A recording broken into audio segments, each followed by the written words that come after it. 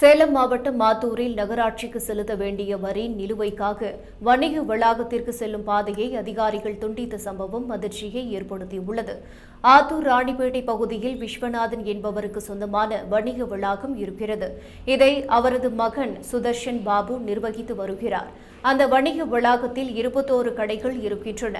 அந்த வளாகத்தில் 1998ஆம் ஆண்டு வரி நிர்ணயம் செய்யும்போது அதிக வரி நிர்ணயிக்கப்பட்டதாக கூறி ஆத்தூர் மாவட்ட குற்றவியல் நீதிமன்றத்தில் சுதர்ஷன் பாபு 2000ஆம் ஆண்டு வழக்கு தொடர்ந்தார். இந்த வழக்கில் 2016ஆம் ஆண்டு சுதர்ஷன் பாபு கட்ட வேண்டிய பழைய பாக்கியை மட்டும் வசூலிக்க நீதிமன்றம் உத்தரவிட்டது. இந்நிலையில் கட்டட உரிமையாளருக்கு 42 லட்சம் ரூபாய் நகராட்சிக்கு செலுத்த வேண்டிய வரி நிலுவை இருப்பதாக தெரிவித்து அதனை உடனடியாக செலுத்துமாறு அதிகாரிகள் கூறியுள்ளனர்.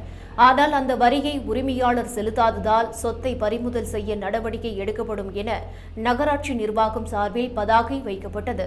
இதைத் தொடர்ந்து வணிக வளாகத்திற்கு செல்லும் இரு வழிகளையும் ஜேசிபி இயந்திரத்தை கொண்டு நகராட்சி அதிகாரிகள் துண்டித்தனர். தகவல் அறிந்து சம்பவ இடத்திற்கு வந்த வணிக வளாக உரிமையாளர் நகராட்சி அதிகாரிகளுடன் வாக்குவாதத்தில் ஈடுபட்டார். நீதிமன்ற உத்தரவை முறையாக பின்பற்றாமல் வணிக வளாகத்திற்கு செல்லும் சாலையை துண்டித்ததாக குற்றம் சாட்டினார். நகரின் பிரதான சாலையில் இருக்கும் வணிக வளாகத்தின் சாலையை துண்டித்ததால் அப்பகுதியில் பரபரப்பு ஏற்பட்டது.